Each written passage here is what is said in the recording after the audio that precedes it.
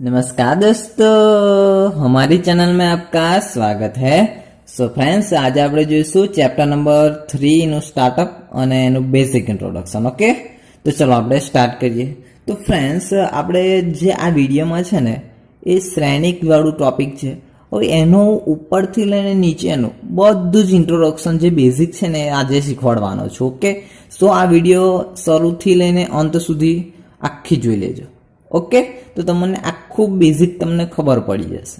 So friends, જો આપણે start કરીએ. શ્રેણિક છે આપણા ચેપ્ટરનું નામ. તો પહેલા તો વ્યાખ્યા જોઈ લઈએ શ્રેણિકની. તો ચલો સંખ્યાઓ અથવા વિધેયોની ક્રમમાં લંબચોરસ ગોઠવણીને શ્રેણિક કહે છે. આપણે શું છે આ જે વ્યાખ્યા છે ને એમાં જો સંખ્યાઓ અથવા વિધેયોની ક્રમમાં લંબચોરસ ગોઠવણીને શ્રેણિક કહે છે. ફ્રેન્ડ્સ, આપણે જે અહીં ચોપડીમાં છે ને આ ગોઠવણીની જગ્યાએ શું આપ્યું છે, તો આવું આપ્યું છે, જો સારણી આવું આપ્યું છે. તો ફ્રેન્ડ્સ, મેં એની જગ્યાએ ગોઠવણી લખ્યું છે કારણ કે ચોપડીવાળા છે જે વધારે ગુજરાતીમાં ઘૂસી ગયા છે. ઓકે, તો આપણે મેં સારણીની જગ્યાએ ગોઠવણી લખ્યું છે એટલે ખબર પડે. ઓકે, તો ચલો અહીંયા સંખ્યાઓની અથવા વિધેયોની ક્રમમાં લંબચોરસ ગોઠવણીને શ્રેણિક કહે છે. ફ્રેન્ડ્સ, આ જે વ્યાખ્યા જે છે ને એને આપણે એકદમ મસ્ત રીતે શીખવાડીશ એટલે તમે ખાલી એને અત્યારે યાદ રાખો અથવા લખી લો. તો જુઓ ફ્રેન્ડ્સ, આપણે હવે શ્રેણિકને સમજવા માટે એક કોન્સેપ્ટ સમજવો પડશે, એક ઉદાહરણ. તો જુઓ, આપણે એક ઉદાહરણથી શરૂઆત કરીએ. તો ફ્રેન્ડ્સ, આ જે ઉદાહરણ છે એ તમારા ચોપડીમાં પણ આપેલું છે અને એનું એ જ ઉદાહરણ બેઠું લઉં છું. ઓકે, તો ચલો એક ઉદાહરણ લઈ લો કે કોઈ છોકરી છે, એની પાસે 10 નોટબુક અને 6 પેન છે, એવું કંઈક. તો લઈ લેવું. ધારો કે આપણે ચોપડીનું જ ઉદાહરણ લઈ લો. જો રાધા પાસે 15 નોટબુક અને 6 પેન છે, આવું આપણે આપેલું છે. શું છે? રાધા પાસે 15 નોટબુક અને 6 પેન છે, આવું આપણને આપેલું છે. અને આને આપણે એમ કેટલું લાંબુ છે, અને આપણે શોર્ટમાં લખવું હોય તો કેવી રીતે લખાય? કોષ્ટકની રીતે. તો ચલો હું તમને બતાવું. કોષ્ટક બનાવીને લખું તો કેટલું સિમ્પલ થઈ જાય. જો અહીંયા હું લખું નામ, પછી અહીંયા લખું નોટબુક, અને અહીંયા લખું અહીંયા શું છે, પેન છે, તો પેન. તો નામમાં શું લખવાનું? રાધા. નોટબુકમાં શું આવશે? 15 નોટબુક છે તો 15, અને પેન આવશે 6. કેટલું સિમ્પલ થઈ ગયું ફ્રેન્ડ્સ. જોજો, આપણે અહીંયા કેટલું લાંબુ લખવું પડતું હતું કે રાધા પાસે 15 નોટબુક અને 6 પેન છે. તો અહીંયા કોષ્ટક બનાવ્યું તો કેટલું સિમ્પલ થઈ ગયું. તો ફ્રેન્ડ્સ, હવે જુઓ, આપણે એક નામ હોય તો આવું લખીએ તો ચાલે, પણ આવું ઘણા બધા નામ હોય તો થોડી લખવા ચાલે, આવું એક એક લાઈન થોડી લખવાના. તો ચલો હું 1-2 ઉદાહરણ આપું. જુઓ, ફોઝિયા પાસે 10 નોટબુક અને 2 પેન છે. મતલબ કે આપણને કોઈક નામ આપ્યું છે, એની પાસે શું છે? 10 નોટબુક અને 2 પેન છે, આવું આપણને કહેલું છે. અથવા જુઓ, હું બીજું નામ લખું સિમરન. સિમરન પાસે શું છે? જુઓ, 15 નોટબુક છે. સોરી, અહીં આપણે ચોપડીમાં 13 આપ્યું છે એટલે હું ચોપડીની પ્રમાણે લખું. 13 નોટબુક અને 5 પેન છે. ઓકે, તો ચલો હવે આને તમારે કોષ્ટકમાં લખવું હોય તો કેટલું સિમ્પલથી લખાઈ જાય. જો પહેલા આપણે તમારે ખાલી નામ લખવાનું ફોઝિયા, પછી આપણે નોટબુક કેટલી? તો 10, અને પેન આવશે તો 2. કેટલું સિમ્પલ થઈ ગયું. તો ચલો હું આ બીજું નામ લખું સિમરન, અને એની પાસે કેટલી? 13 પેન છે, અને 13 નોટબુક છે અને 5 પેન છે. જો આવું આપણે જ્યારે આપણે એક એક લાઈન લખવા જઈએ ને તો કેટલું બધું થઈ જાય. ધારો કે 200-500 નામ હોય તો કેટલું આવું એક એક કરીને ના લખાય ને. પરંતુ આપણે જ્યારે કોષ્ટક, ફ્રેન્ડ્સ, આ કોષ્ટકની જગ્યાએ હું ટેબલ બોલું. ઓકે, કારણ કે આ કોષ્ટક પણ વધારે ગુજરાતી થઈ જશે. શું જુઓ, આ ટેબલ મેં બનાવી દીધું તો ટેબલમાં કેટલું સિમ્પલ થઈ ગયું, નામ, અહીં આગળ નોટબુક, અહીં આગળ પેન. સો ફ્રેન્ડ્સ, આવું જ આપણા મેટ્રિક્સમાં છે. ઓકે, તો જો આપણે મેટ્રિક્સમાં હવે આને આપણે મેટ્રિક્સમાં દર્શાવવું હોય તો કેવી રીતે દર્શાવાય મેટ્રિક્સમાં? તો જો હું તમને બતાવું. આપણે ખાલી છે ને આ લંબચોરસની અંદર વેલ્યુ પુટ કરી દઈએ એટલે મેટ્રિક્સમાં આવી જાય. આ જે વેલ્યુ છે ને એ જો હું મૂકી દઉં 15, 10, 13, 6, 2, 5. તો ફ્રેન્ડ્સ, આપણો મેટ્રિક્સ થઈ ગયો. કેટલું સિમ્પલ હતું. આપણે આ વસ્તુને, આ જે ડેટા હતો ને એને આપણે મેટ્રિક્સમાં લખી દીધો. કેટલું સિમ્પલ થઈ ગયું. તો ફ્રેન્ડ્સ, હવે તમે એવું કહેશો કેટલાક કે સર આપણે આને આટલાને જ લીધો મેટ્રિક્સમાં, એની સ્થાને ધારો કે હું આખાને લઈ લઉં મેટ્રિક્સમાં, તો કેટલું સિમ્પલ થઈ જાય. તમે એવો પ્રશ્ન પૂછો કે સર આપણને ખબર તો પડે કે આજે આની જગ્યાએ તો ખબર ના પડે કે આ સિમરનના છે કે ફોઝિયાના છે, પરંતુ અહીંયા ખબર પડે કે સર આવું લખું કે સિમરન 13, 5 આને મેટ્રિક્સ આપી દો. તો ફ્રેન્ડ્સ, એવું ના ચાલે. કેમ ના ચાલે? કે આપણે જે વ્યાખ્યા હતી ને, આપણે જો વ્યાખ્યા બતાવો એમાં શું છે જુઓ, સંખ્યાઓ અથવા વિધેયોની ક્રમમાં લંબચોરસ, મતલબ કે જો સંખ્યાઓ અથવા વિધેયો કહ્યું છે, મતલબ કે જે આ મેટ્રિક્સ છે એની અંદર કાં તો સંખ્યાઓ આવશે. ઓકે, શું આવશે? કાં તો સંખ્યાઓ અથવા વિધેયો આવશે.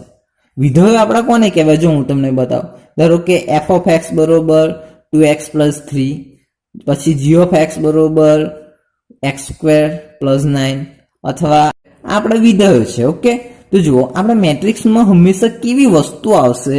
તો જો કેવી વસ્તુ, સંખ્યાઓ અથવા વિધેયો, મતલબ કે આવી કોઈક સંખ્યાઓ પર્ટિક્યુલર આવે અથવા તો કોઈક આવા આપણે મેં બતાવે ને એ પ્રમાણે વિધેય આવશે. આવું નામને એવું આપણે લખી શકાય નહીં. ઓકે, ઉપયોગ થાય છે એટલે હું આજે પણ વાપરીશ. ઓકે, આ વાપરો તો માર્ક્સ મળે પણ ખરા. ઓકે, કોઈ તમારા માર્ક્સ ના કાપી શકે, પણ આપણા ચોપડીમાં આનો જ ઉપયોગ થાય છે. તો ચલો આનું એક તમને ઉદાહરણ બતાવો. જો આ છે, હવે એને આ ફોર્મમાં લખવું હોય તો કેવી રીતે લખાય? જુઓ, આપણે ધારો કે લખવું હોય આવી રીતે, તો બસ યુઝ કરવાનું, વેલ્યુ પુટ કરી દેવાની 15, 10, 13, 6, 2, 5 આવી રીતે લખાય. ફ્રેન્ડ્સ, ખબર પડે ને કેટલું સિમ્પલ હતું. ઓકે, હવે જુઓ આપણે અહીંયા જો સંખ્યાઓ અથવા વિધેયોની ક્રમમાં, આપણે હવે એક એવું ઉદાહરણ લઈ લઈએ કે જેમાં વિધેયો હોય તો તમને થોડુંક વધારે સમજણ પડી જાય. તો જુઓ, એક એક્ઝામ્પલ લઈ લઉં કે જેમાં આપણને મેટ્રિક્સ આપ્યો છે. અમને એમાં જુઓ 2, 9, 3 અને આગળ છે f of x. ઓકે, તો આને શું કહેવાય? શ્રેણી કહેવાય. કારણ કે આવું આપણે લખી શકીએ. આપણું શું છે, વ્યાખ્યા પ્રમાણે જો સંખ્યાઓ અને વિધેયો, તો સંખ્યાઓ પણ છે ને વિધેયો છે, તો આવું આપણે લખી શકીએ. પણ આપણે જે આમ મેં અહીં બતાવ્યું હતું કે આવું રાધા પેન અથવા નામ ને નોટબુક એવું ના લખી શકાય. ઓકે, તો ખબર પડી ગઈ ને વ્યાખ્યા આપણી. તો જુઓ આપણે હવે આગળ. તો મિત્રો જુઓ, આપણે હવે હું શું કહું, આપણે જે આડી લીટી કરીએ ને એને શું કહેવાય? હાર કહેવાય. હાર. આપણે જેમ નિસ્સાયકમાં ભણેલા ને, આડી લીટીને હાર કહેવાય અને ઊભી લીટી પાડીએ એને શું કહેવાય? સ્તંભ. આપણે એને ઇંગ્લિશમાં રો પણ કહી શકીએ છીએ, અને આને કેવું હોય તો કોલમ કહી શકીએ ને, રો અને કોલમ. સો ફ્રેન્ડ્સ, આપણે આ જ વસ્તુ અહીંયા ઘર આવશે શ્રેણિકમાં. તો જો હું તમને એક એક્ઝામ્પલ આલીને સમજાવ. તો જુઓ, આપણે કોઈક મેટ્રિક્સ લઈ લઈએ. ધારો કે 2, 3, 4, 5, 6, 7. આ મેં એક મેટ્રિક્સ લઈ લીધો. હવે આપણે શું કરીએ ફ્રેન્ડ્સ? જુઓ, આપણે જે આડું હોય ને એને હાર કે લેવાની. ઓકે, તો જુઓ આપણે આમાં કેટલી હાર છે? જુઓ, આજે હવે ખબર પડી. જો આ પહેલી હાર થાય તો આપણે કહીએ હાર 1. હાર હું લખતો નથી એટલે ચાલો. જો આ જો આ બીજી હાર થઈ, સો આગળ 2 બીજી હાર થઈ, પછી જુઓ આ આપણી ત્રીજી હાર થઈ, સો આગળ 3. જે આડી હોય ને એને હાર કહેવાય ફ્રેન્ડ્સ. ઓકે, હવે જો આનું આ હું આગળ બાજુમાં લખું. જુઓ 2, 3, 4, 5, 6, 7 મેં એનું એ અહીં આગળ લખ્યું છે. હવે ચલો કોલમની વાત કરીએ, સ્તંભની. હવે ચલો અહીં આગળ જુઓ, આ જે ઊભી લીટી મેં પાડી કેટલી થઈ? 2 લીટી થઈ. તો આપણે કોલમ કેટલા છે? 2. અને જે ઊભી રીતે દર્શાવવામાં આવેલા હોય ને એને આપણે કોલમ કહી દેવાનું, સ્તંભ. તો જો આપણે અહીં આગળ 1 અને 2 સ્તંભ છે. સો ફ્રેન્ડ્સ આ હવે તમને ખબર પડી ગઈ છે કે આપણા જે શ્રેણિક આપ્યો હોય આડી રીતે દર્શાવવામાં આપેલું હોય તો એને આપણે હાર કહેવાય, અને ઊભી રીતે આપણને આપણે જે આપ્યું હોય એને કોલમ કહેવાય. ફ્રેન્ડ્સ હવે તમને ધારો કે હું એક ઉદાહરણ આપીને સમજાવજો. બીજું એક ઉદાહરણ તમને આપ્યું છે, ચલો ને 6 5 7 2 9 3 1 2 3. હવે તમારે આની કોલમ કહી શકશો? તો જુઓ આની કોલમ કેટલી છે? તો કોલમ એટલે શું? સ્તંભ એટલે ઊભી. જો એક આ પહેલો સ્તંભ થયો, જો પછી આ બીજો સ્તંભ થયો, પછી આ ત્રીજો સ્તંભ થયો, મતલબ કે આપણો સ્તંભની સંખ્યા કેટલી? 3. હવે ચલો હારની વાત કરીએ. તો હાર માટે શું? જુઓ આખું આપણે કન્સિડર કરે, જો આ પહેલી હાર થશે, પછી જુઓ આ બીજી હાર થાય, અને એ જ રીતે ચલો આ ત્રીજી હાર થાય. તો ફ્રેન્ડ્સ હાર આપણી કેટલી આવી? 3 આવી. તો ફ્રેન્ડ્સ આવી રીતે જ આપણે આ મેટ્રિક્સમાં કોઈ પણ પ્રકારના મેટ્રિક્સમાં સ્તંભ અને હાર આવી રીતે કન્સિડર કરી શકીએ છીએ. ઓકે, તો ફ્રેન્ડ્સ જુઓ આપણે હવે મેટ્રિક્સને કઈ રીતે દર્શાવાય, મતલબ કે આપણા શ્રેણિકને કઈ રીતે દર્શાવાય એનું આપણે ચર્ચા કરીશું. તો જુઓ આપણે શ્રેણિકને આપણા ચોપડીમાં આપેલું છે ને એ જ મેં અહીં લીધેલું છે. ઓકે, શ્રેણિકને કેપિટલ અંગ્રેજી મૂળાક્ષર વડે દર્શાવાય છે. મતલબ કે આપણે જે શ્રેણિક આપ્યો હોય ને, આપણને શ્રેણિક આપ્યો છે એને કેવી રીતે દર્શાવાય? તો અંગ્રેજી કેપિટલ અંગ્રેજી મૂળાક્ષર. મતલબ કે આપણે જો ABC લઈએ ને તો એ લેવાના, પરંતુ શું? કેપિટલ લેવાના. મતલબ કે જો હું તમને એક વસ્તુ શીખવાડું, આપણે જે નિસ્સાયક ચેપ્ટર ભણેલા, નિસ્સાયક ચેપ્ટર, એમાં શું આવતું હતું? આપણે જે નિસ્સાયક લેતા હતા એના બરોબર શું લેતા હતા? ડી લેતા હતા, કેપિટલ ડી, અથવા તો ડેલ્ટા પણ લેતા હતા અમુક વખત. શું ફ્રેન્ડ્સ આમ જેમ કરતા હતા, જો એનું જે નિસ્સાયક હતો એને ડી અથવા ડેલ કહેતા હતા. હવે એ જ ટેકનિક આપણે અહીં વાપરવાની. આપણને કોઈ મેટ્રિક્સ આપે હોય તો એની બરોબર આપણે શું લેવાનું? તો કોઈ પણ વસ્તુ લઈ શકે, જો પણ અંગ્રેજી મૂળાક્ષરમાં કેપિટલમાં હોવું જોઈએ. બસ ધારો કે એ લઉં તો એ કેપિટલમાં હોવું જોઈએ, પછી બી લઉં તો બી કેપિટલમાં હોવો જોઈએ, એવી રીતે. તો ચલો બી લઉં તો બી પણ કેપિટલમાં હોવો જોઈએ, આવી રીતે. ખબર પડી? તો આ શ્રેણિકને આવું કેપિટલ અક્ષર વડે દર્શાવવામાં આવે. ઓકે, ખબર પડી ને ફ્રેન્ડ્સ? એકદમ સિમ્પલ છે, બેઝિક છે ફ્રેન્ડ્સ. હવે હું આ શ્રેણિકની અંદર વેલ્યુ પુટ કરી દઉં. તો જો અહીંયા આગળ ધારો કે 2 3 5 6 7 8 એન્ડ 2 4 5 આપણને આવું આપેલું છે, વેલ્યુ પુટ કરી દીધી. તો ફ્રેન્ડ્સ હું તમને એક વસ્તુ કહું કે હવે તમે મને એવું કહેશો કે આ જે શ્રેણિક છે એમાં કેટલી હાર છે અને કેટલા કોલમ છે? કોઈ મને કહેશે? તો ચલો આપણે એક એક કરીને શોધીએ. જુઓ હાર, તો ચલો પહેલાં હારની વાત કરીએ. જો આપણે ધારો કે જો આ પહેલી હાર છે, પછી આ બીજી છે અને આ ત્રીજી છે. મતલબ કે આ શ્રેણિકમાં કેટલી હાર છે? 3. સો અહીં આવશે 3. હવે ચલો સ્તંભની વારી. તો ચલો સ્તંભ, કેટલા સ્તંભ છે? જુઓ અહીંયા જો આ પહેલો સ્તંભ છે 1, પછી આ જુઓ બીજો સ્તંભ 2, અને આ થર્ડ નંબરનો 3. તો સ્તંભની સંખ્યા કેટલી? 3. ખબર પડી જાય ને ફ્રેન્ડ્સ કે આપણે હાર અને સ્તંભ કેવી રીતે થાય અહીંયા આગળ? બસ એ જ છે, બહુ જ સહેલું છે ફ્રેન્ડ્સ. જુઓ હવે આની અંદર વેલ્યુ પુટ કરું. ધારો કે 2 9 8 6 5 5 આપણને વેલ્યુ મેં અંદર પુટ કરી દીધી. હવે ચલો મને આની અંદર હાર અને સ્તંભની સંખ્યા કહો. ધારો કે અહીંયા આગળ લખું હાર અને અહીંયા આગળ છે સ્તંભ. હવે ચલો હાર કેટલી છે? તો ચલો એક એક કરીને ગણ્યા. જો 1, પછી આ છે 2 અને આ બાજુ છે 3. કેટલી? 3 હાર છે. તો આપણે અહીંયા લખી દઈએ 3. હવે ચલો આની વારી, આપણે સ્તંભની વારી. તો ચલો સ્તંભમાં ઊભું જોવાનું. આપણે અહીંયા મેં તમને બતાવ્યું હતું ને, સ્તંભમાં કેવી ઊભી લાઈન જોવાની. તો ચલો અહીંયા આગળ સ્તંભ કેવી રીતે જુઓ, આને એક પહેલો સ્તંભ કહેવાય 1 અને આ છે બીજો. સો સ્તંભની સંખ્યા કેટલી આવશે? 2. સો ફ્રેન્ડ્સ હવે તમને ખબર પડી જ ગઈ હશે કે હાર અને સ્તંભ એ કેવી રીતે ગણી શકાય. અને આજે આપણે આજે મેટ્રિક્સ છે, મતલબ કે શ્રેણિક છે, એને કેપિટલ A B C આવી રીતે દર્શાવી શકે. ઓકે ફ્રેન્ડ્સ, તો મિત્રો હવે જુઓ આપણે એક નવો ટોપિક આવશે કે શ્રેણિકની કક્ષા. શ્રેણિક કોઈ આપણને આપ્યો હોય એની કક્ષા તમને શોધવાની કહી હોય તો કેવી રીતે શોધી શકો? તો પહેલા એની માટેનું એક સૂત્ર હું તમને લખી દઉં છું. હારની સંખ્યા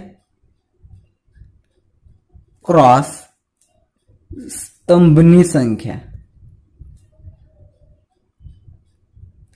હારની સંખ્યા ક્રોસ સ્તંભની સંખ્યા એટલે આપણે શું થઈ જશે? કક્ષા, સ્વયંકક કક્ષા. આ કક્ષાનું ઇક્વેશન છે ફ્રેન્ડ્સ. હવે તમને જો એક એક ઉદાહરણ આપીને સમજાવું. જુઓ, ધારો કે તમને કોઈ શ્રેણિક આપ્યો હોય, અહીંયા છે 2 4 5 6 7 8, આવું તમને શ્રેણિક આપે છે. હવે તમને એવું કહે કે આ શ્રેણિકની કક્ષા કેટલી છે? કક્ષા તો આપણે શું કરીશું? તો આ ઇક્વેશન પ્રમાણે ગણીશું. તો પહેલા જુઓ, અહીંયા આગળ હાર અને સ્તંભની સંખ્યા પહેલા શોધી લઈશું. તો પહેલા આની અંદર હાર કેટલી અને સ્તંભ કેટલા? ચલો, હાર અને અહીં લખું છું સ્તંભ.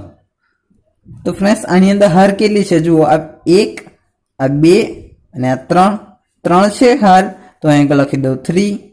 હવે જો સ્તંભની વારી, તો જો 1 2, 2 સ્તંભ છે, તો અહીં લખી દઉં 2.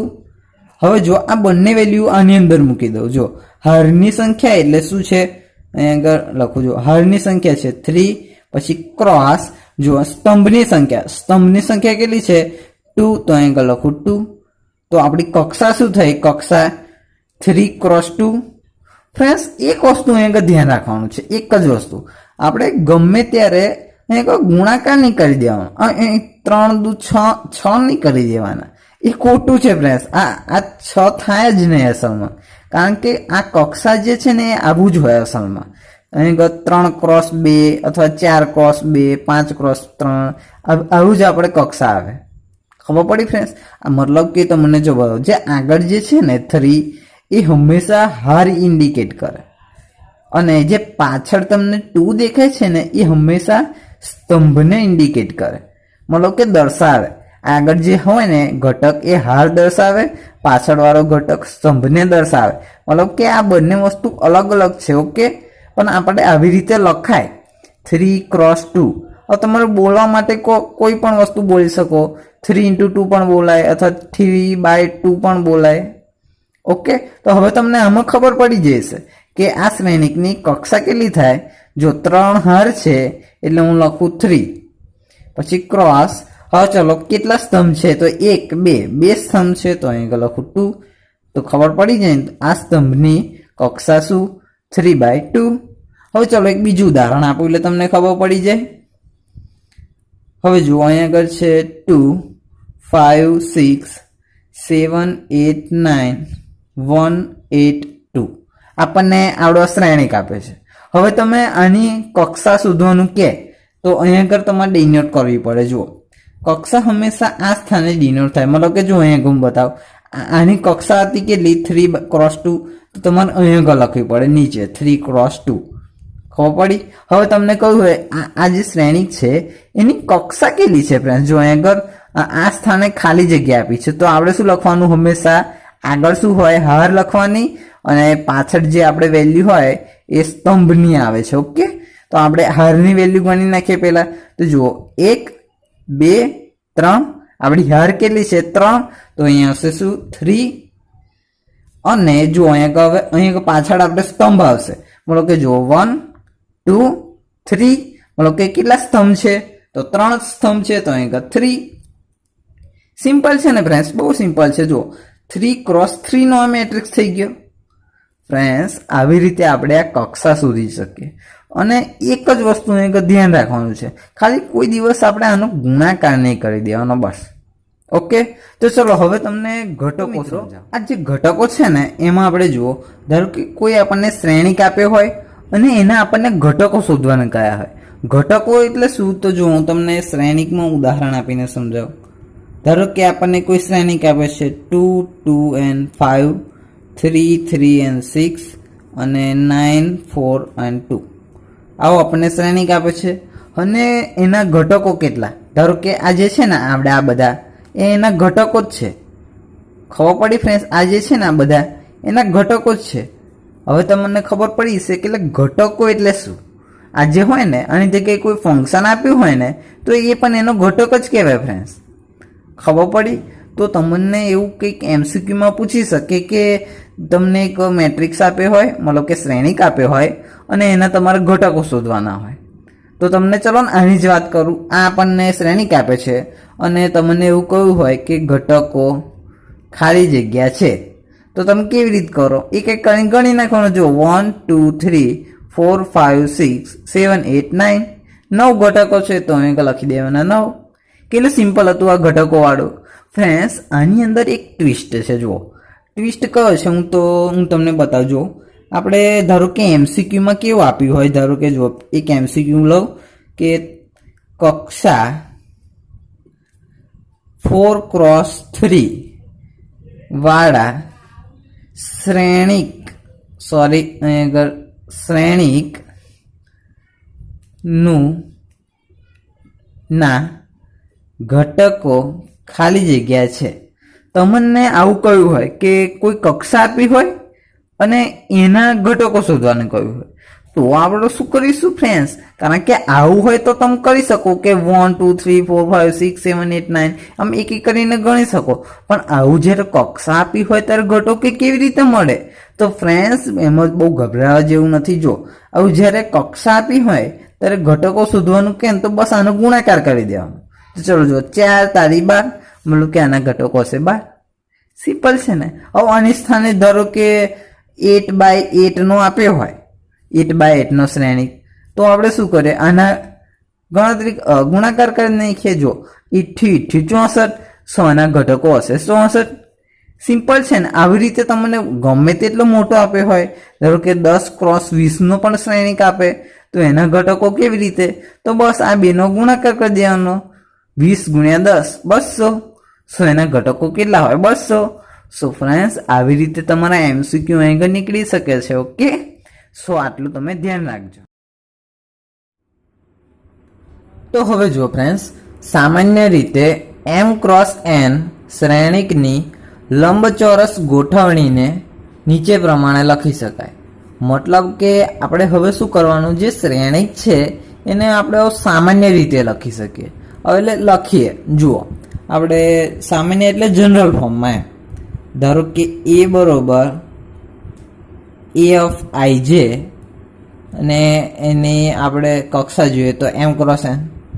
જ્યાં આપણે i જે છે ને એ શું છે 1 2 3 અપ ટુ સો 1 m સુધી, અને જે આપણું 1 2 3 અપ ટુ સો 1 n સુધી છે. તો ફ્રેન્ડ્સ તમે આવું ગભરાઈ ના જતા કે આ સર તમે શું લખી દીધું ને મને ખબર પણ ના પડી. ચિંતા ના કરશો, એક એક કરીને હું બેઠું બહુ મસ્ત રીતે સમજાવીશ. તો જુઓ પહેલાં તો જે છે ને a(ij), તો એમાં જે i અને j શું છે હું તમને પહેલાં સમજાવું. જે i છે ને એ આપણી હાર છે અને j છે ને એ આપણો સ્તંભ છે.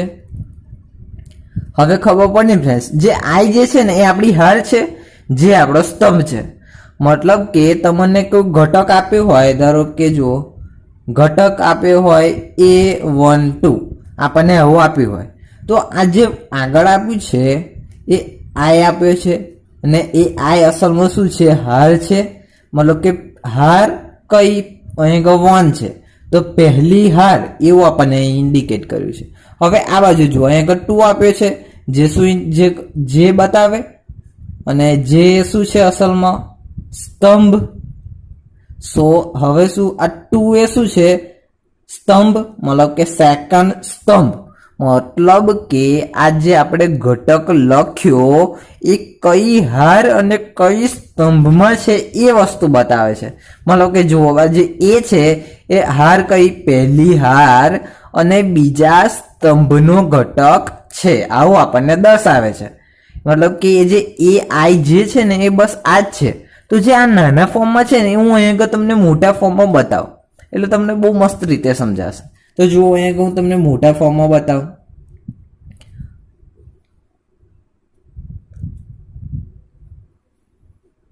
તો જુઓ મિત્રો, હવે આ જે આપણે શ્રેણિક લખ્યો છે મોટા ફોર્મમાં, આ છે ને એને થોડુંક મેં મોટા ફોર્મમાં કરીને લખ્યું છે. હવે એની કેટલી હાર અને કેટલી સ્તંભ છે એ પહેલા તો લખી દઈએ. હાર અને સ્તંભ કેટલી, ચાલો કે જુઓ, આઈ બરોબર કેટલી છે, આઈને શું કહેવાય, આપણી હાર કહેવાય. તો હાર કેટલી છે, એમ સુધી છે, 1 2 3 અપ ટુ, તો હું લખી જો 1 2 3 અપ ટુ 100 કેટલે લગીને આપણે એમ લગીને લખીએ ને. અને જુઓ આ જે આપણો શું દર્શાવે, સ્તંભ કેટલા લગીન છે, 1 2 3 n સુધી. તો અહીં લખીએ 1 2 3 આગળ વધતે n સુધી આપણે, ચલો ને, ખબર પડી ને ફ્રેન્ડ્સ. હવે શું કરવાનું, જો આની વારી એ આઈ જે એટલે શું, અહીં મેં તમને બતાવ્યું હાર અને સ્તંભ. માનો કે જો મારે અહીં લખવું હોય તો આવું થાય, A11. આ જો પહેલી હાર અને પહેલો સ્તંભ, તો એ જ છે ને, જો આ પહેલી હાર છે અને પહેલો સ્તંભ છે, A11. હવે ચલો મારે અહીંયા કંઈક લખવું છે ઘટક, તો કેવી રીતે લખી શકું આ સ્થાને, સેકન્ડ. તો આવું લખાય, જો પહેલા તો એ તો લખવો જ પડે. હવે પહેલા તો હું હાર લખું, તો કઈ હારમાં છે, પહેલા નંબરની હારમાં એટલે 1. અને સ્તંભ કયો છે એનો, તો સ્તંભ આપણો સેકન્ડ છે એટલે 2. સો આ આગળ લખી દીધું મેં ઘટક A12. હવે એવી જ રીતે આગળ વધે ફ્રેન્ડ્સ, જો અહીં આગળ જો અહીં એ તો લખવાનો જ, હાર કઈ પહેલી એટલે 1, સ્તંભ કયો એટલે 3. અને એવી જ રીતે આપણે આગળ વધે. હવે એવી આપણે શું છે, n સુધી જ આપણે જવાનું છે ને, તો હું લખું જો એ આપણે હાર કઈ 1 અને આપણે n સુધી એટલે n કોઈ પણ હોઈ શકે n ના સ્થાને એટલે n. તો ફ્રેન્ડ્સ આવી રીતે જો આ પહેલું પત્યું ને, હવે એવી જ રીતે બધી હાર લખી શકાય. ધારો કે ચલો એ હાર કઈ તો 2, સ્તંભ કયો તો અહીંયા દેખો 1.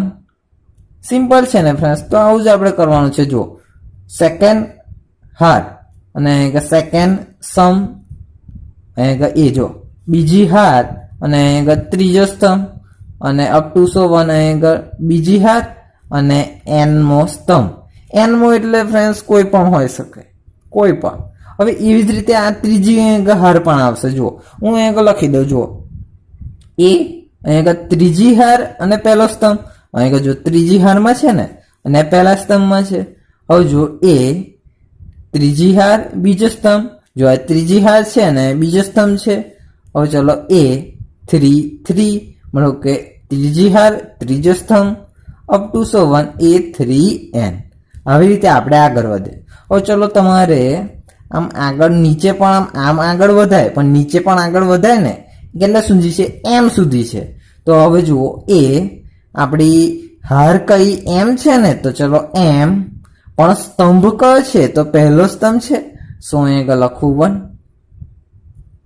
એ આપણી હાર કઈ તો કે m, સ્તંભ કયો તો કે 2, સેકન્ડ સ્તંભ છે.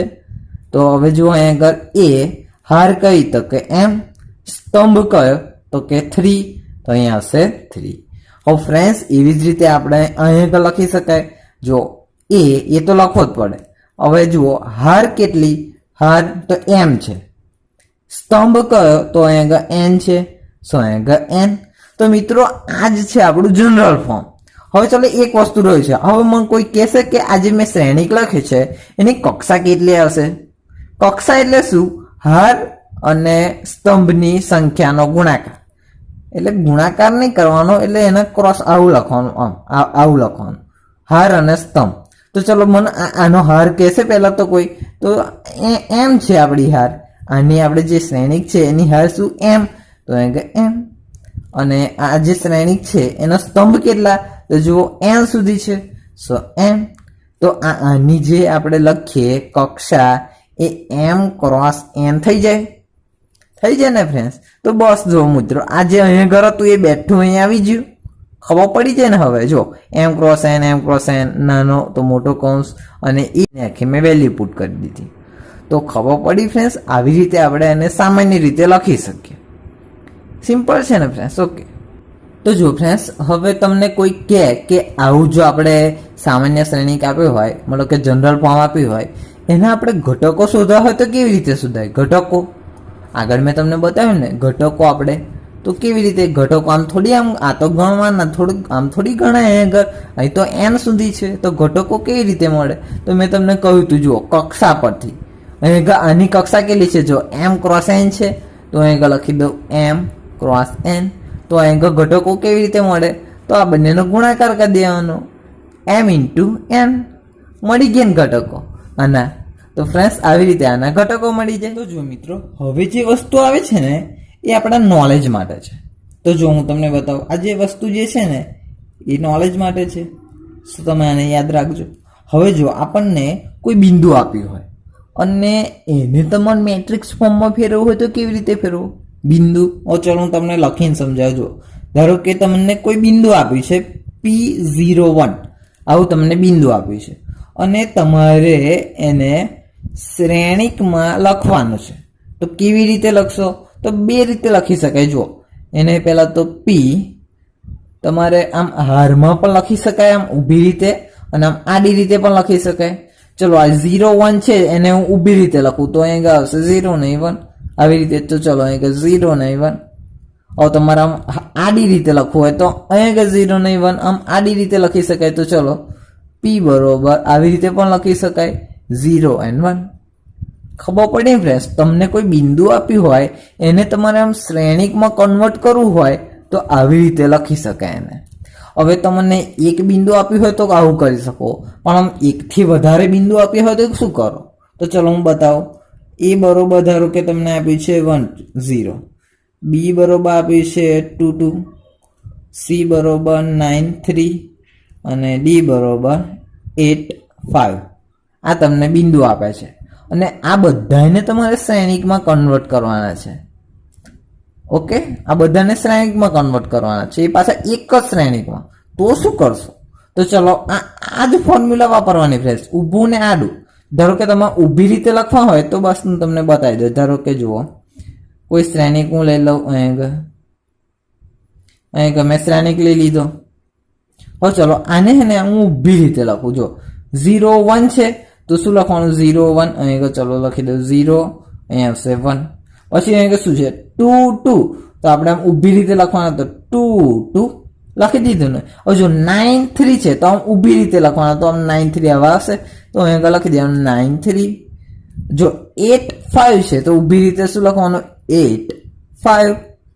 થઈ ગયા ને ફ્રેન્ડ્સ? સિમ્પલ છે ને? તો આવી રીતે તમારે બિંદુને શ્રેણિકમાં કન્સિડર કરી શકાય, મતલબ કે કન્વર્ટ કરી શકાય. હવે તમે એવું કહેશો કે ભાઈ મારે આમ ઊભી રીતે નહીં લખવું, આમ આડી રીતે લખવું છે, તો આડી રીતે લખી શકો. જો હું આડી રીતે પણ બતાવી દઉં. જો 1 0 છે તો અહીં લખો તમે 1 0, આડી રીતે લખ્યું 1 0. પછી 2 2 છે તો અહીં લખું 2 2, 9 3 છે તો 9 3, 8 5 છે તો 8 5. આવી રીતે પણ તમે લખી શકો. કોઈ પણ વસ્તુ તમે કરી શકો. ખબર પડી ફ્રેન્ડ્સ? તો આ તમારું ખાલી નોલેજ માટે. આપણે હવે આવે છે શ્રેણિકના પ્રકારો. ઓકે, તો ચલો એમાં આપણે પહેલો પ્રકાર છે હાર શ્રેણિક. હાર શ્રેણિક આપણે એવો પ્રકાર છે કે હાર શ્રેણિક. તો ફ્રેન્ડ્સ આ હાર શ્રેણિક એ છે શું? તો એના નામ પ્રમાણે જ એનું ગુણ છે. ઓકે, જો હાર શ્રેણિક મતલબ કે આમાં એક જ હાર હશે. આમાં શું હશે? એક જ હાર હશે. આવા શ્રેણિકમાં શું હોય? એક જ હાર હોય. આપણે ચલો હું ઉદાહરણ લઈને સમજાવું એટલે તમને ખબર પડશે. ધારો કે 9 8 5 આ મેં કોઈક શ્રેણિક લખ્યું છે એ બરોબર. તો આમાં એક જ હાર છે ને, મતલબ કે જો અહીંયા આગળ 1 ક્રોસ 3 એક હાર અને 3 સ્તંભ છે. તો ફ્રેન્ડ્સ આવા શ્રેણિકને શું કહેવાય? હાર શ્રેણિક કહેવાય. હવે તમને કોઈક બીજું આપ્યું હોય, ચલો ને ધારો કે 3 5 8 9 8 3 આવું તમને આપ્યું છે. તો આ પણ આપણો હાર શ્રેણિક જ છે ફ્રેન્ડ્સ. ઓકે, આપણે ખબર કેવી રીતે પડે? જો હાર એક જ હોવી જોઈએ. જો એક જ હાર છે ને તો આપણો એને હાર શ્રેણિક કહેવાય. તો ચલો આનું આપણે કક્ષા લખીએ. જુઓ, એક હાર છે અને કોલમ કેટલા છે? તો 1 2 3 4 5 6, મતલબ કે 6 કોલમ છે. તો અહીંયા લખું 6. અહીંયા હાર દર્શાવે આ, અને આવડું આ શું દર્શાવે? સ્તંભ. આ તો તમને ખબર જ હશે ને ફ્રેન્ડ્સ. હવે તો ફ્રેન્ડ્સ આ જ આપણું છે હાર શ્રેણિક. કેટલો સિમ્પલ હતો. તો ચલો હવે આવે છે શું? સ્તંભ શ્રેણિક. સ્તંભ શ્રેણિક. સો ફ્રેન્ડ્સ આ પણ આના જેવું જ છે, ઉપરના જેવું જ. આપણે શું હતું, હાર હોય તો એક હાર હોય અને હાર શ્રેણિક હોય તો એક જ હાર હોય એમાં. તો સ્તંભ શ્રેણિક હોય તો એમાં એક જ સ્તંભ હોય. જો હું લખું અહીંયા એક જ સ્તંભ. હવે એક જ સ્તંભ એટલે ચલો હું ઉદાહરણ આપીને બતાવું. ધારો કે તમને કોઈ શ્રેણિક આપ્યો હોય, એમાં 5 9 2 1 આવું તમને આપેલું છે. તો સ્તંભ કેટલા છે, એક જ છે.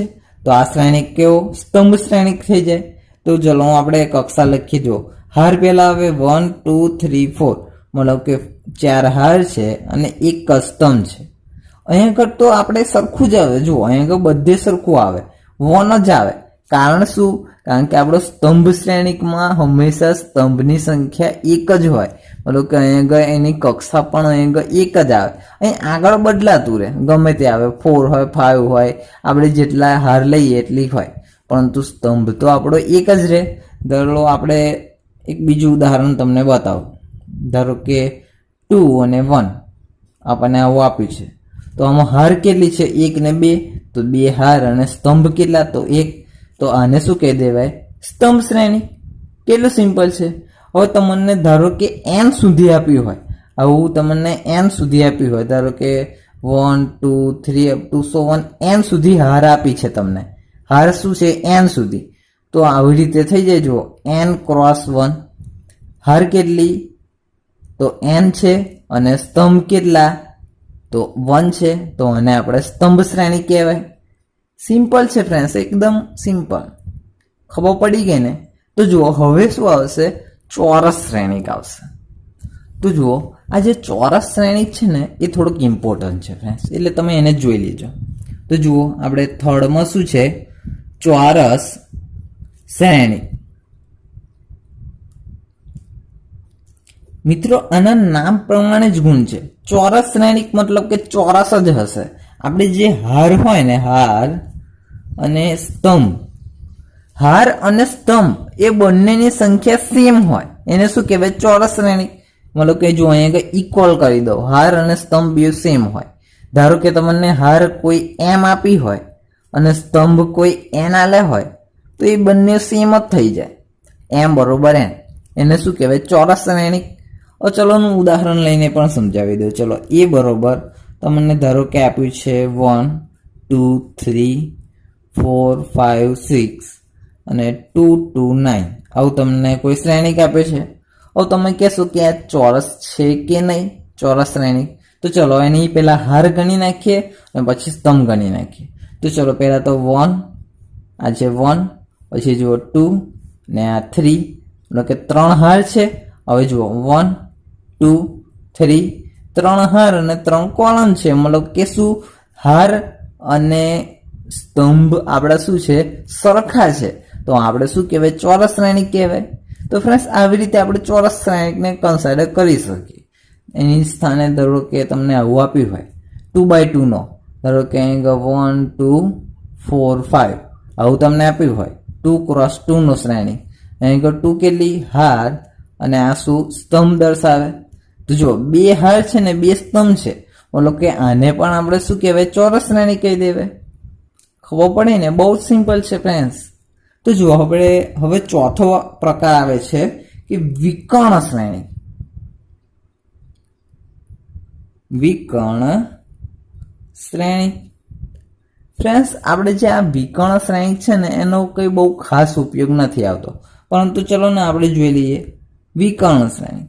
તો વિકર્ણ શ્રેણીમાં શું હોય છે કે જે અગ્રવિકર્ણ હોય ને, અગ્રવિકર્ણ એમ જ વેલ્યુ આપેલી હોય. મતલબ કે ચલો અહીં 0 સોરી અહીં 1, અહીં 2 છે અને અહીં 3 છે. અગ્રવિકર્ણમાં જ વેલ્યુ આપેલી હોય અને આ જે બાકીનું રહ્યું ને એની સ્થાને તમારે 0 0 0 એવું જ આપેલું હોય. મતલબ કે ચલો 0 0 આવું તમને આપેલું હોય. અગ્રવિકર્ણમાં જ વેલ્યુ આપેલી હોય, એને આપણે વિકર્ણ શ્રેણી કહેવાય. હવે ચલો હું તમને બીજું ઉદાહરણ આપું એટલે ખબર પડશે. જો 9 2 આપણે અગ્રવિકર્ણમાં જ વેલ્યુ આપી છે અને બાકીના સ્થાને 0 છે. સો આને શું કહેવાય, વિકર્ણ શ્રેણી. ખબર પડી ને ફ્રેન્ડ્સ? આવી જ રીતે આપણે આગળ વધવાનું છે. તો ચલો પાંચમું પણ એવું જ છે, અદિશ શ્રેણી. એનો પણ કંઈ બહુ ખાસ ઉપયોગ નથી આવતો. તો જુઓ આપણે પાંચમું શું છે, અદિશ શ્રેણિક. હવે એમાં જુઓ શું છે, અદિશ શ્રેણિક જુઓ શું છે કે આપણું જે વિકર્ણ શ્રેણિક છે ને એના જેવો જ છે બેઠો, પણ આમ થોડોક ટ્વિસ્ટ કરેલો છે. આપણું વિકર્ણ શ્રેણિકમાં શું હતું, જે આપણે અગ્રવિકર્ણ હોય ને, અગ્રવિકર્ણ, આને અગ્રવિકર્ણ કહેવાય. ઓકે ફ્રેન્ડ્સ, હવે તમને ખબર પડી ને, આ જે અગ્રવિકર્ણ હોય ને એમાં વેલ્યુ પુટ કરેલી હોય વિકર્ણ શ્રેણિકમાં, પરંતુ જે અદિશ શ્રેણિક છે એમાં અગ્રવિકર્ણ આપેલો હોય, પરંતુ જે આપણે વેલ્યુ હોય ને એ બધી સેમ હોવી જોઈએ. મતલબ કે જો અહીં 9 લખીએ તો બધી 9 જ હોવા જોઈએ, એમ વેલ્યુ સેમ હોવી જોઈએ. બાકી તો બધી જગ્યાએ 0 જ હોય. આને કહેવાય અદિશ શ્રેણિક. ખબર પડી? હવે ચલો હું બીજું એક એક્ઝામ્પલ લઉં. ધારો કે 2 2 0 0. આને આપણે શું કહેવાય, અદિશ શ્રેણિક. કારણ કે જો પેલા અગ્રવિકર્ણ તો છે અને બાકીના સ્થાને 0 છે, અને અગ્રવિકર્ણમાં જુઓ બધા વેલ્યુ સેમ છે. 2 છે તો અહીં 2 છે, અહીં 9 9 9, આવું આપણે સેમ હોવું જોઈએ, અને બાકીનું બધું 0 હોવું જોઈએ. તો આને શું કહેવાય, અદિશ શ્રેણિક. સો ફ્રેન્ડ્સ, આ અદિશ અને વિકર્ણ જે છે ને એનો બહુ કંઈ ખાસ ઉપયોગ આવતો નથી, પરંતુ એની માટે એક વસ્તુ હું તમને કહી દઉં. જ્યારે આ અદિશ અને વિકર્ણ શ્રેણિક હોય તો એ હંમેશા ચોરસ શ્રેણિક હશે. મતલબ કે એની હાર અને કોલમ સમાન હશે. જો મેં એક બતાવું, 1 2 3 1 2 3, મતલબ કે 3 હાર અને 3 કોલમ છે. અહીંયા આગળ પણ એવું છે, જો 1 2 2 હાર અને 1 2 2 સ્તંભ, 2 હાર અને 2 સ્તંભ, મતલબ કે આપણે આને ચોરસ શ્રેણિક કહી દેવાય. અહીંયા આગળ પણ એવું છે, જુઓ 1 2 3 1 2 3, 3 હાર અને 3 સ્તંભ છે. અહીંયા આગળ પણ એવું, જો 2 હાર છે, આ 2 સ્તંભ છે, સો 2 હાર અને 2 સ્તંભ. તો ફ્રેન્ડ્સ, આપણે જે આ બે વિકર્ણ અને અદિશ શ્રેણિક હોય એ હંમેશા ચોરસ શ્રેણિક જ હશે, અને એના હાર અને સ્તંભની સંખ્યા સમાન હશે. હવે ચલો આપણે જોઈએ છઠ્ઠો, એકમ શ્રેણિક. ફ્રેન્ડ્સ, આ ખાલી ઇમ્પોર્ટન્ટ છે, જો આ વધારે ઇમ્પોર્ટન્ટ છે. જો એકમ શ્રેણિક. એકમ શ્રેણિક એટલે શું કે તમારે ધારો કે કોઈ શ્રેણિક આપ્યો હોય, પણ અહીં જો જે અગ્રવિકર્ણ હોય ને એ બધું 1 1 1 1 1 એવું જ આપેલું હોય. ચલો અહીં 1 1 1 આવું આપેલું હોય, અને બાકીના સ્થાને 0, તો આને કહેવાય એકમ શ્રેણિક. જે આપણને અગ્રવિકર્ણ આપ્યો હોય ને એ 1 1 1 જ આપેલો હોય, તો એને આ કહેવાય એકમ શ્રેણિક. તો ચલો હું તમને 2-3 એક્ઝામ્પલ આપું. ચલો આ જે બીજું એક્ઝામ્પલ છે શું, 1 1, અહીંયા છે 0 0, તો આને પણ કહેવાય એકમ શ્રેણિક. જે આપણે જે છે ને અગ્રવિકર્ણ, આ જે અગ્રવિકર્ણ એ સરખો છે એવું નહીં જોવાનું, આ અદિશ નહીં એના જેવું નહીં, 1 જ હોવો જોઈએ, પર્ટિક્યુલર 1 જ. તો ચલો હું એક બીજો એક લઈ લઉં, 1 1 1 1, 0 0 0 0 0 0 0 0 0 0 0 0. આવી રીતે અગ્રવિકર્ણ શું હોવું જોઈએ, ઓનલી એન્ડ ઓનલી 1 જ હોવો જોઈએ, અને બાકીનું બધું 0. એને આપણે કહેવાય એકમ શ્રેણિક.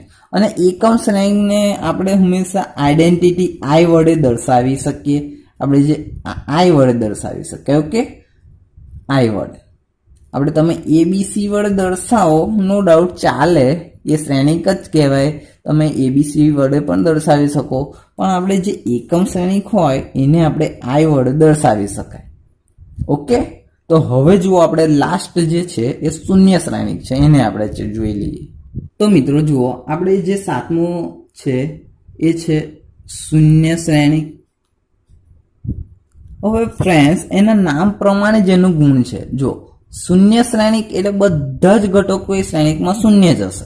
ચલો હું તમને બતાવું, 0 0 0 0 0 0, બધી જ વસ્તુ 0 હોય, એને આપણે શૂન્ય શ્રેણિક કહેવાય. હવે તમે એવું કહેશો કે સર આ ચોરસ જ હોય? ના, એવું નક્કી ના હોય ચોરસ. તમે એને આવી રીતે પણ લખી શકો, શૂન્ય શ્રેણિક આવો પણ હોઈ શકે. જો અહીંયા 3x3 નો છે તો આ જુઓ 1 2 2 હાર અને 1 2 3 4, 4 સ્તંભ આવી રીતે પણ હોઈ શકે, અથવા તો તમારે કંઈક આવો દર્શાવવો હોય કે 2 0 0 0 0 0 0 આવી રીતે પણ હોઈ શકે. 2 ક્રોસ 3 2 ક્રોસ 3 મતલબ કે જુઓ 1 2 3 મતલબ કે અહીં છે 3 હાર 1 2 2 સ્તંભ આવી રીતે 3 ક્રોસ 2 નો પણ હોઈ શકે. તો ફ્રેન્ડ્સ આપણે ખાલી એક જ વસ્તુ ધ્યાન રાખવાનું શૂન્ય શ્રેણિકમાં શું કે બધા જ એલિમેન્ટ 0 હોવા જોઈએ બસ. તો ફ્રેન્ડ્સ આ સાથે આપણું શ્રેણિક વાળો કોન્સેપ્ટ પૂરો થાય છે. તો જુઓ ફ્રેન્ડ્સ હવે આપણે આ લાસ્ટ ટોપિક છે કે શ્રેણિકની સમાનતા. તો કોઈ તમને પર્ટિક્યુલર બે શ્રેણિક આપ્યા હોય તો જો હું તમને બતાવું, કોઈ શ્રેણિક છે A અને કોઈ શ્રેણિક છે B. હવે આ બંને શ્રેણિક એ સમાન ક્યારે હોય મતલબ કે એ સરખા ક્યારે હોય તો એની માટેની બે કન્ડિશન છે.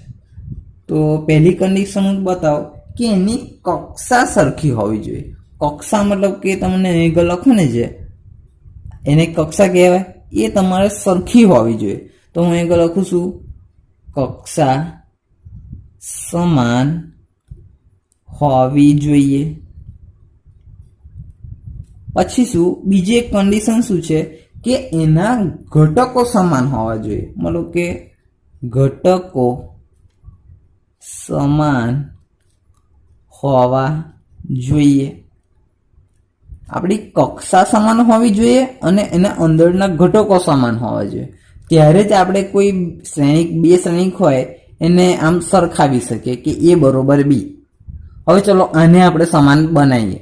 એની આપણે પહેલા તો કક્ષા સમાન લખીએ. ધારો કે 2 ક્રોસ 2 તો આની પણ 2 ક્રોસ 2 જ હોવી જોઈએ તો જ સેમ થાય ને. હવે ચલો એના જે ઘટકો હોય ને એ પણ સમાન લખીએ. ધારો કે અહીં 3 તો અહીં પણ 3. ધારો કે અહીં 5 હોય તો અહીં પણ 5 હોવા જોઈએ. અહીં 9 તો અહીં 9 અને અહીં 2 તો અહીં 2. તો ખબર પડી ફ્રેન્ડ્સ અહીં શું પહેલા તો એની કક્ષા સમાન હોવી જોઈએ 2 ક્રોસ 2. પછી શું એના ઘટકો સમાન હોય. ધારો કે અહીં 3 હોય તો અહીં પર્ટિક્યુલર 3 જ આવવા જોઈએ. અહીં 5 હોય તો અહીં 5 જ આવવા જોઈએ. ત્યારે આપણે કહી શકીએ કે A બરોબર B મતલબ કે આ બંને શ્રેણિક સમાન છે. સો ફ્રેન્ડ્સ તમે એવું કહેશો કે સર આપણે આવું કરવાની શી જરૂર કક્ષા અને ઘટકો આમ દેખાવ પરથી જે લાગે છે ને કે જો આના જેવું જ આ દેખાય છે તો સમાન. તો ફ્રેન્ડ્સ હવે તમને ખબર પડશે કે આ બે શું કામમાં આવશે.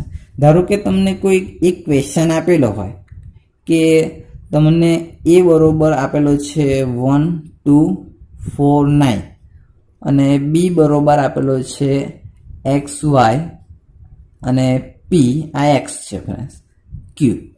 અને તમને કોઈ કન્ડિશન આપી હોય કે A બરોબર B.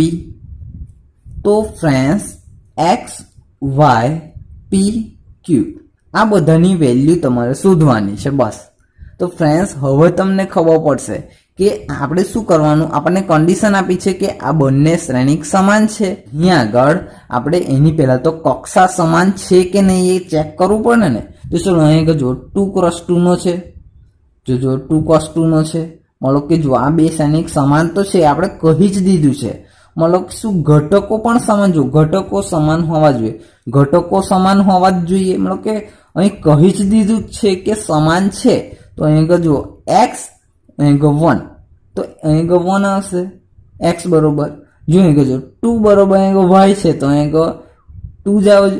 પછી જો p બરોબર અહીં 4 છે તો અહીં 4 જ આવે છે. q ના સ્થાને અહીં 9 છે તો અહીં 9 જ આવે છે. ફ્રેન્ડ્સ અહીં જો p ના સ્થાને અહીં 4 છે તો અહીં p બરોબર 4 જ હોવા જોઈએ. તો ફ્રેન્ડ્સ આવી રીતે આપણે દાખલા ગણી શકીએ. સો ફ્રેન્ડ્સ આ જે લાસ્ટ વાળા દાખલામાં તમને ખબર ના પડી હોય તો નો ડાઉટ આપણે જ્યારે એક્સરસાઇઝ કરીશું તો એમાં બેઝિકથી આ દાખલો આવી જશે. ઓકે. સો ફ્રેન્ડ્સ આ સાથે આપણું બેઝિક ઇન્ટ્રોડક્શન પૂરું થાય છે. તો ફ્રેન્ડ્સ હવે આપણે મળીએ આવતી વિડીયોમાં. Tata bye bye see you.